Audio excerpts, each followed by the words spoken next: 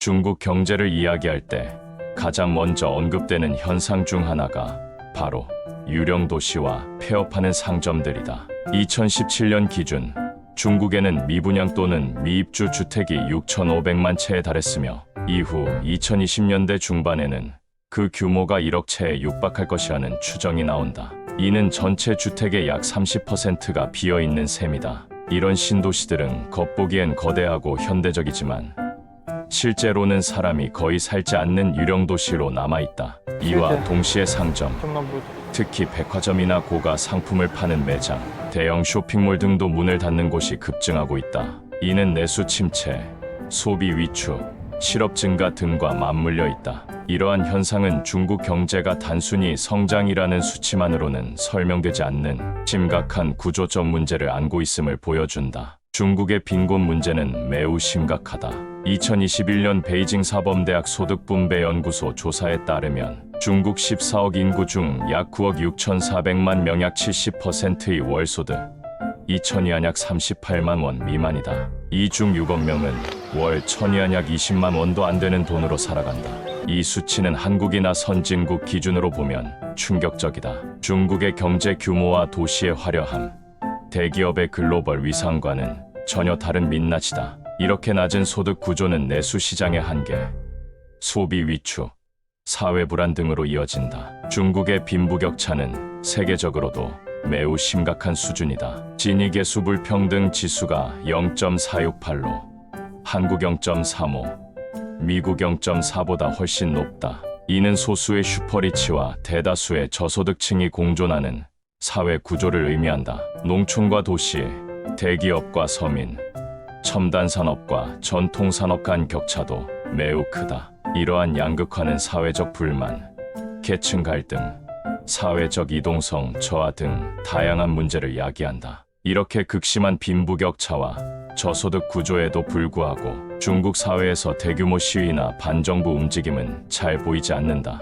이는 중국 공산당의 강력한 감시와 통제 시스템 때문이다. 공식 여론조사에선 공산당 지지율이 91%에 달하지만 비공식 조사에서는 약 60% 수준이 실제 지지라고 추정된다. 나머지 30%는 본심을 드러내지 못하는 또는 두려움에 침묵하는 층이다. 중국은 세계 최고의 감시 사회다. 안면인식 AI, 도로 건물 곳곳의 CCTV, 온라인 검열 등으로 국민의 일상과 정치적 의사 표현이 철저히 관리된다. 중국의 사회 변화와 청년 문제를 상징하는 신조어들이 있다. 탕핑족 탕핑주 적극적 실업자, 누워서 지낸다는 뜻, 부모의 지원을 받으며 취업을 포기하고 최소한의 삶만 유지하는 청년층, 쥐인간 슈련, 쥐서자 밤에만 활동하는 무직자, 사회와의 접촉을 최소화하며 살아가는 사람들, 비일비이족 지하 1층, 2층에서만 소비하는 계층,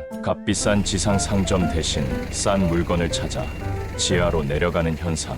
이런 신조어들은 청년 실업, 소비 위축, 사회적 좌절감, 그리고 계층 이동의 어려움을 상징한다. 중국은 여전히 5%가 넘는 경제 성장률을 발표한다. 하지만 실제 국민의 삶은 점점 더 어려워지고 있다. 이유는 이중 구조 때문이다. 성장의 주체는 신산업 태양광, 전기차, 무기, 항공우주 등이다. 이 산업들은 정부의 집중 지원을 받으며 생산량이 늘어나지만 국민 대다수와는 무관하다. 일자리 창출 효과도 제한적이고 소득 분배도 제대로 이뤄지지 않는다. 즉, GDP 수치는 올라가지만 일반 국민의 생활 수준은 개선되지 않고 오히려 악화되고 있다. 이런 현상은 과거 소련, 북한 등 공산주의 국가에서 나타났던 국가 주도 성장의 그림자와 유사하다. 중국 경제의 4대 축인 내수 소비, 수출, 투자, 고용은 모두 어려운 상황이다. 내수 소비, 저소득, 실업, 미래 불안으로 소비가 위축되고 있다. 백화점, 대형 쇼핑몰, 외식업 등 내수 기반 산업이 타격을 받고 있다. 수출, 미중 갈등, 유럽과의 마찰, 글로벌 공급망 재편탈 중국화 등으로 성장의 한계가 명확하다. 투자, 부동산 경기 침체, 신규 투자 감소, 미분양 유령 도시 확대 등으로 투자 동력이 약화되고 있다.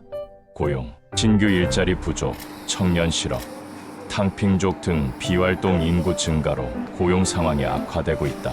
이 네 가지가 동시에 흔들리는 것은 중국 경제의 심각한 구조적 위기가 진행 중임을 의미한다. 중국 부동산 시장은 미분양, 유령 도시, 기업 부도 등으로 위기 상황이다. 하지만 금융위기로 번지지는 않는다. 이유는 중국 금융 시스템의 특수성 때문이다. 국유은행 중심, 국가가 은행을 소유, 관리하기 때문에 부실기업 부동산 기업이 부도나도 은행이 대출을 연장해주면 된다. 정책적 파산, 헝다, 비구이안 등 일부 기업 부도는 공산당이 정책적으로 선택한 결과다. 금융위기 불가능, 시장 논리가 아니라 국가 명령이 통하는 구조라. 미국식 금융위기 연쇄 부도, 신용경색, 은행 파산 등가 발생할 수 없다. 이는 과거 박정희 정부 시절 한국의 국영은행 국유은행 시스템과 유사하다. 기업이 돈을 못 갚아도 은행이 연장해주면 파산이 일어나지 않는다. 결국 중국 경제는 폭발하지 않고 모두가 조금씩 가난해지는 점진적 침체로 간다. 중국은 한때 세계의 공장이었다. 그러나 이제 그 역할이 흔들리고 있다. 자동차 생산 능력만 해도 연 5,100만 대에 달하지만 내수는 2,500만 대, 수출은 500만 대에 불과하다. 2,000만 대 이상의 자동차 설비가 놀고 있다. 미국, 유럽 등 서방 국가들이 중국 의존도를 줄이고 동남아, 인도, 멕시코 등으로 생산기지를 옮기고 있다. 브릭스 브라질, 러시아 등은 오히려 중국과 결합을 강화하고 있다. 식량, 원자재, 산업재 등 공급망이 재편되고 있다. 이런 변화는 중국 경제의 성장 한계를 더욱 분명히 하고 있다. 트럼프 행정부 시절 시작된 미중 무역 전쟁은 양국 모두에게 큰 타격을 줬다. 미국 관세 인상으로 채권 가격 하락, 금리 급등, 주가 폭락, 달러 약세, 인플레이션 등 금융시장 불안이 발생했다. 중국 수출 감소, 일자리 감소 900만 개 손실 추정, 내수 생산 타격. 하지만 중요한 건 누가 더 고통을 잘 견디느냐의 문제다. 중국은 강력한 감시와 통제, 국민의 고통 견디기 내성으로 버틸 수 있다. 미국은 금융시장과 여론의 압박에 더 민감하다. 실제로 트럼프 행정부가 90일간 관세 유예를 먼저 제안한 것도 미국이 더 급했기 때문이다. 최근 유튜브 등에서 시진핑 실각설, 권력 이상설 등 여러 루머가 돌고 있다. 대표적으로 후진타오 전 주석의 공개 비판설, 시진핑 측근 숙청설 등이다. 하지만 공식적으로 확인된 사실은 없다. 중국 내 반중 성향 언론의 포크타임즈 등에서도 구체적 증거는 발견되지 않는다. 다만 인민일보 등에서 법치, 민주, 한미 등 과거 개혁 개방 시기의 메시지가 다시 등장하는 등 미세한 변화 조짐은 감지된다.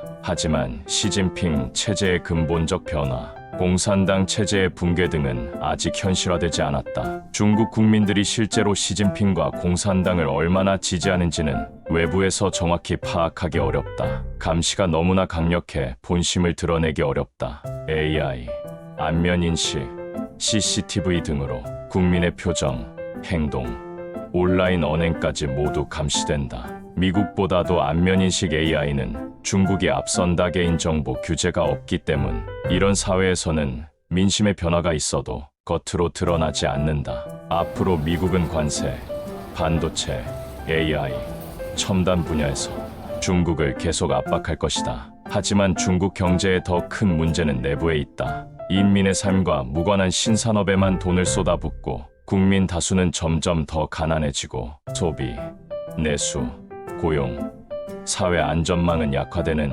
이중 구조가 심화된다. 이 구조는 쉽게 바뀌지 않는다. 오히려 더 심해질 가능성이 높다. 중국 경제가 앞으로 금융위기를 맞을 가능성은 거의 없다. 금융은 국가가 통제한다. 부실기업, 부동산 기업이 부도나도 은행이 연장해주면 된다. 2015년 증시 폭락 이후 금융 통제는 더 강화됐다. 하지만 경기 침체는 이미 왔고 앞으로도 점진적으로 더 깊어질 것이다. 중국 경제의 침체는 한국, 일본, 독일 등 수출 의존국, 브릭스 국가 등에도 영향을 미친다. 중국의 수입 감소로 수출국 타격, 중국의 덤핑, 수출로 각국 산업 보호주의 강화. 최근 미중 협상에서 90일 유예가 있었고 이것이 글로벌 증시 반등의 계기가 되기도 했다. 하지만 앞으로도 관세 갈등은 계속될 것으로 보인다. 트럼프가 체면상 완전한 관세 철회는 어렵다.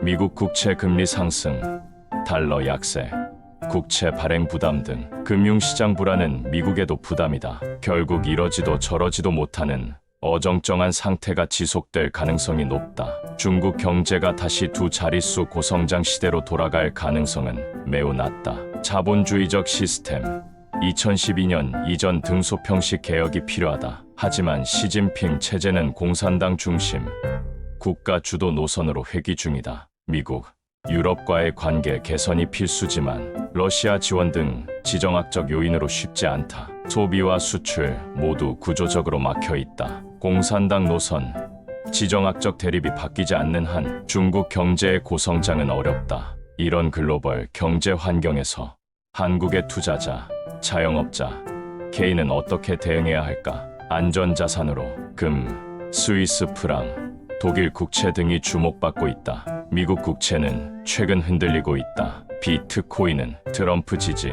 제도권 진입 등으로 가격이 올랐지만 본질적으로 위험 자산임을 잊지 말아야 한다. 비즈니스는 기존의 주력 시장 중국, 일본, 미국 등도 불안하다. 모든 산업이 새로운 시장을 개척해야 하는 시기다. 특히 동네 식당, 자영업자도 내국인만 상대해서는 살아남기 어렵다. 인스타그램, 구글맵, 유튜브 등 글로벌 플랫폼을 통한 전 세계 고객 유치가 필수다. 실제로 포르투갈, 일본 등 해외 식당들도 외국인 고객을 위한 서비스, 언어, 마케팅에 적극적이다. 한국 내수 시장은 점점 더 작아지고 외국인 고객, 글로벌 소비자를 겨냥한 비즈니스가 생존의 필수 조건이 되고 있다. 이제는 개인, 기업, 국가 모두 과거의 방식으로는 살아남기 어렵다. AI, 글로벌 경쟁, 지정학적 리스크가 모든 산업, 경제, 사회 구조를 흔들고 있다. 한국은 더 이상 내수, 전통적 방식에만 의존할 수 없다. 글로벌 마인드, 변화에 대한 유연성, 새로운 시장 개척이 생존의 핵심이다. 안전자산 금, 스위스 프랑, 독일 국채 등의 비중을 확대하고 비트코인 등 위험자산은 신중하게 접근한다. 내수만 바라보지 말고 글로벌 고객을 겨냥한 전략이 필수이다. 외국어, 온라인 마케팅, 글로벌 트렌드에 대한 이해가 필요하고 변화에 대한 두려움을 버리고 적극적으로 새로운 기회를 찾는 자세가 중요하다. 중국 경제의 겉과 속, 극심한 빈부격차와 이중구조, 감시 사회와 정치적 불안, 그리고 글로벌 경제의 재편과 한국의 미래까지 복잡하고 어려운 시대이지만 변화에 적응하고 글로벌 시각으로 준비하는 사람에게는 언제나 새로운 기회가 열릴 것이다.